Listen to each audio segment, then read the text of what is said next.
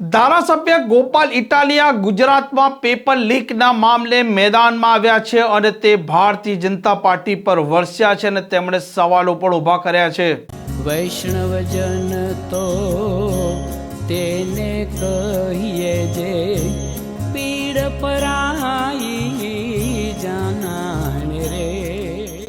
નમસ્કાર, આપ જોઈ રહ્યા છો નવજીવન ન્યૂઝ અને હું છું આપની સાથે તોફિક ગાંચી. એક તરફ દેશમાં જે પ્રકારે નીટનું પેપર લીક થયું હતું તે મામલે ધમાસાણ મચી અને સરકારના મંત્રીએ રાજીનામું આપવું પડ્યું અને ત્યાર પછી કડક કાયદો બનાવવા માટે આજે લોકસભા છે, લોકસભામાં આ બિલ છે તે પણ રજૂ થયું છે. જ્યારે બીજી તરફ ગુજરાતમાં જામનગરની આયુર્વેદિક જે યુનિવર્સિટી છે તેનું પેપર લીક થયું છે તેવી આશંકા સેવાઈ રહી છે અને 12માંથી 11 પ્રશ્નો છે તે વોટ્સઅપ પર ફરતા થયા છે. આવો દાવો થયો છે અને ગોપાલ ઇટાલિયા સામે આવ્યા છે.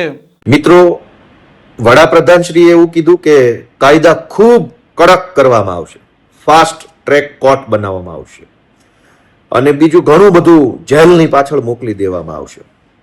પણ વડાપ્રધાન સાહેબની વાતની કોઈ અસર ગુજરાતમાં પડી નથી.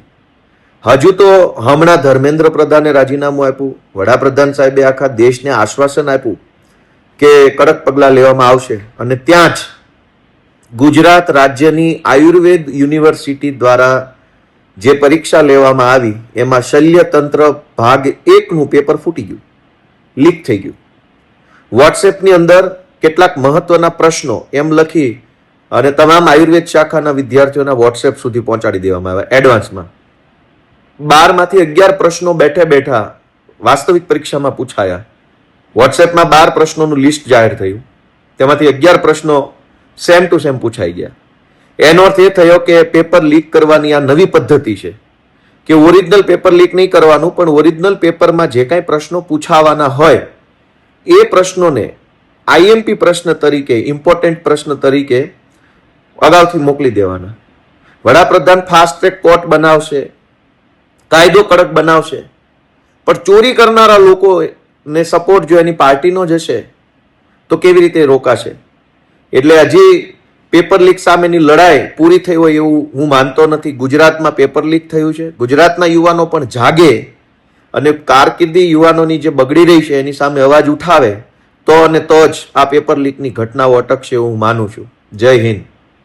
ચોક્કસ આના સંદર્ભમાં આજે થોડી પ્રાથમિક માહિતી મળી છે અને જામનગર આયુર્વેદિક યુનિવર્સિટીમાં શલ્ય વિભાગનું પેપર ફૂટ્યું હોય એવી પ્રાથમિક માહિતી છે અને ત્યાંના ડાયરેક્ટરશ્રીએ પણ આની તપાસ કરવા માટેની ખાતરી આપી છે. પરંતુ ગુજરાત સરકાર દ્વારા 2023માં જ આ પ્રકારની કોઈ પણ ઘટના, પછી એ પેપર કાઢનાર પ્રોફેસર હોય કે યુનિવર્સિટીના કોઈ કર્મચારી હોય કે કોઈ પણ વિદ્યાર્થી હોય, એની સામે કડકમાં કડક કાર્યવાહી થઈ શકે એ પ્રકારનો ગુજરાતમાં કાયદો બનેલો છે અને એમાં 10 લાખથી 1 કરોડ સુધીની સજા થઈ શકે છે, પેનલ્ટી થઈ શકે છે અને સાથે સાથે 3 વર્ષથી 10 વર્ષ સુધીની પણ જેમાં સજાનું પ્રોવિઝન છે. આ ગુનો કાયદા પ્રમાણે નોન બેલેબલ ગુનો છે, એટલે કે પોલીસને સીધી જ ધરપકડ કરવાનો અધિકાર છે. હું એવું માનું છું કે બધા જ લોકોએ વિદ્યાર્થીઓના હિતમાં આ પ્રકારના લોકોને ઉઘાડા પાડવા જોઈએ અને કડકમાં કડક સજા કરવી જોઈએ. આ વિષય, આ પ્રકારના સામાજિક દૂષણોનો વિષય એ રાજનીતિથી ઉપર ઉઠીને એક વિદ્યાર્થીઓની કારકિર્દી બાબતનો ઇસ્યુ છે, તો એને વિદ્યાર્થીઓના સંદર્ભમાં જ વિચારવું જોઈએ અને સરકાર પણ કડકમાં કડક સજા કરશે એવી ખાતરી આપું છું. કોંગ્રેસ રાજકારણ કરી રહ્યું છે તો રાજકારણ કેટલું યોગ્ય? આ રાજકારણથી ઉપરનો વિષય છે અને કોઈપણ માહિતી કોઈપણ પક્ષના વ્યક્તિ કે XYZના ધ્યાનમાં આવે તો એ સરકારના ધ્યાન પર મૂકવી જોઈએ અને આખા ગુજરાતમાં ભૂપેન્દ્રભાઈની સરકાર કડકમાં કડક કાર્યવાહી કરશે અને આરોગ્ય મંત્રીએ પણ આનું કોગ્નિઝન્સ લીધું છે અને એમણે પણ પ્રાથમિક અહેવાલ મંગાવ્યો છે. આમ પેપર લીકના મામલે ધારાસભ્ય ગોપાલ ઇટાલિયા ફરી એક વખત મેદાનમાં આવ્યા છે અને તેમણે આકરી ભાષામાં ભારતીય જનતા પાર્ટીને સવાલો પૂછ્યા છે અને હવે ગુજરાતમાં પણ પેપર લીકનું ભૂત છે તે ધૂણી શકે તેમ છે. આ પ્રકારના સમાચાર માટે નવજીવન ન્યૂઝ ચેનલ સાથે જોડાયેલા રહો. નમસ્કાર.